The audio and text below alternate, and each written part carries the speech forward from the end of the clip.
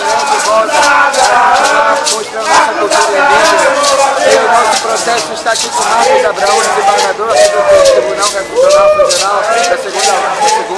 E queremos que ele leia o processo, porque o processo está tudo vicioso na compra do Aldeia Maracanã e do entorno de todo ele pelo Cabral. Então queremos que esse julgamento seja justo e queremos a integração de posse para os índios e manutenção para os indígenas também. Aí a costa.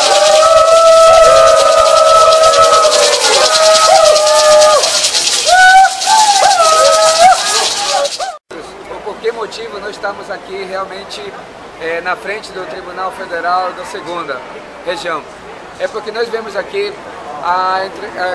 um processo com a questão da Aldeia Maracanã e nós pedimos a reintegração de posse. Por quê? Porque este processo está todo vicioso. Ninguém foi ouvido do Ministério Público Federal para que possa ser esse trâmite através do Estado, né? Para ele adquirir essa Aldeia Maracanã, que é onde nós sempre estivemos lá. E nós queremos aqui falar com o nosso advogado, que está aqui nos acompanhando, que a qual nós viemos aqui e tivemos uma reunião com o Marcos Abraão, a qual só recebeu os advogados, não recebeu a gente indígena, né, que também eram 2 advogados indígenas, mas não recebeu também nós. Mas bom, aqui o nosso advogado vai falar um pouco melhor a respeito do processo.